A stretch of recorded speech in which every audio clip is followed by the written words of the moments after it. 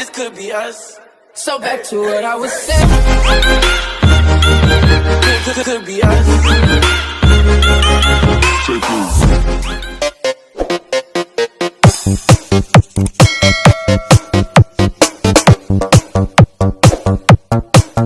Hello mga ka-sound trip. Magandang araw ulit sa inyo. Welcome again sa YouTube channel ko mga ka-sound trip. Yan. Sa video ito mga ka-sound trip, dito ilalagay na naman natin yung ating voice coil. Bali nalagay ko na yung voice coil mga ka-sound trip. Bali gawin na lang natin, didikitan na lang natin mga ka-sound trip. Gamit nitong lumang fish shield, itong gagawin nating parang balancer niya para sa kanyang voice coil. Tapos gamit ng itong ating pandikit, steel epoxy. Pares po yan mga ka-sound trip. Tapos gamit nitong gunting. Yan mga ka-sound trip.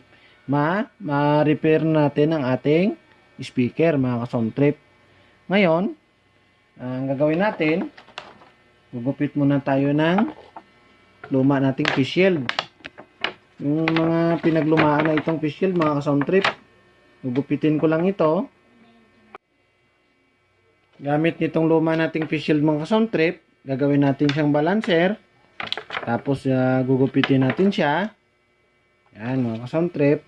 Tapos lalagay natin siya sa ating speaker, sa kanyang voice coil. Gawin natin ito mga ka-sound trip, isusuot lang natin ito sa kanyang voice coil. Yan. Yan, isusuot lang natin sa kabila. Dapat mga 4 to mga ka-sound trip. Ito.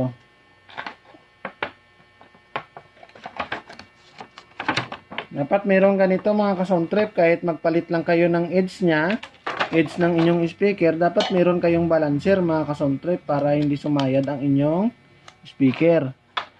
Yan, ito sa kabila mga ka-sound trip. Dandahan lang natin, baka matanggal yung voice coil. Kasi hindi pa siya nakadikit.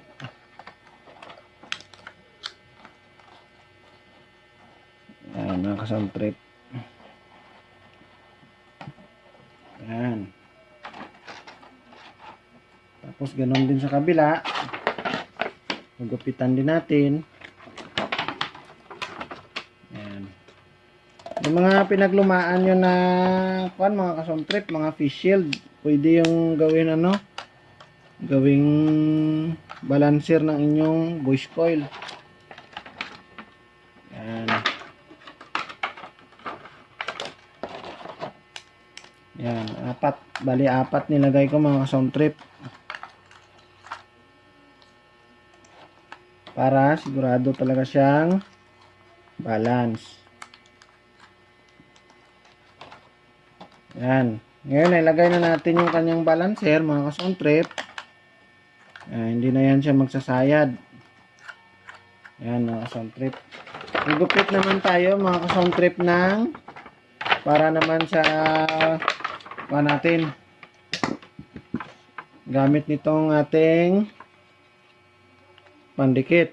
Yan. Gawin natin, maglagay tayo dito. Hindi na natin mabuksan to mga ka-sound trip kasi pinagamitan ko na ito nung nakaraan.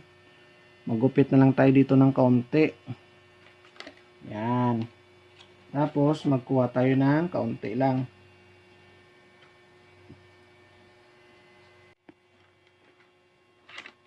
Yan, gamit nitong ating pandikit mga ka-sound trip.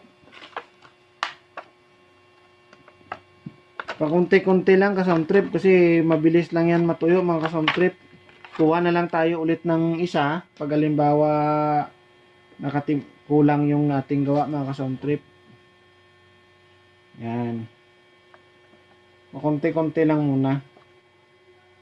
Yan. Kasi mabilis lang to mga ka-sound trip matuyo.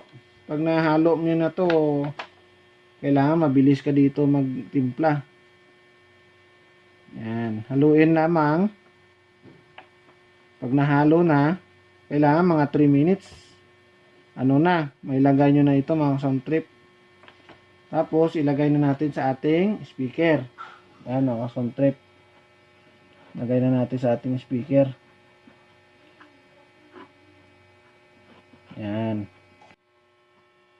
Yan mga ka-sound trip. Paikutan lang natin to ng pandikit.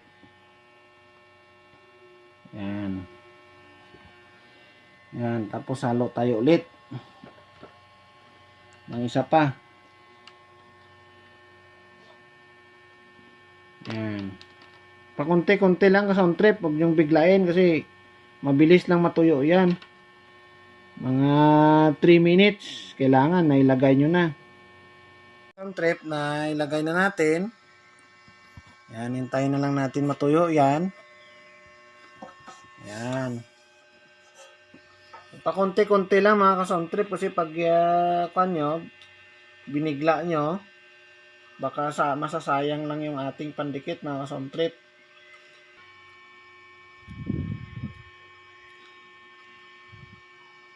Yan.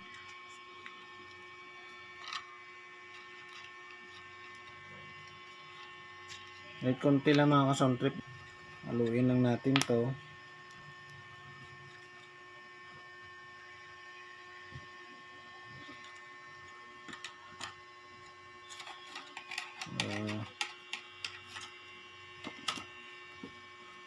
Tapon.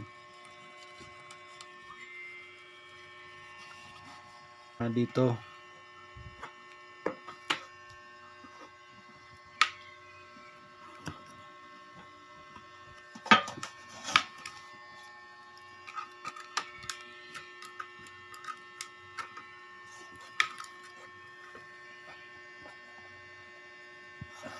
Yan mga ka-sound trip, tapos na tayo. Nailagay na natin ating voice coil. Tapos nalagyan na natin siya ng pandikit. Hintayin na lang natin siya matuyo mga ka-sound trip. Yan mga ka-sound trip. Sana nakabigay ako ng tip sa inyo. Yan na. Kahit magpalit lang kayo ng itong edge niya mga ka-sound trip, lagyan nyo pa rin itong balancer para hindi sasayad ang inyong mga speaker ka-sound trip. Yan na. Sana nakatulong itong video ko. At marami pa akong video na may share sa inyo mga ka-sound trip. Sana nagustuhan nyo yung video ko. Huwag kalimutang mga ka-sound trip, huwag kalimutang like, share, comment, at mag-subscribe at pindutin ng bell button para updated kayo sa aking mga bagong videos mga ka-sound trip. Yan mga ka-sound trip.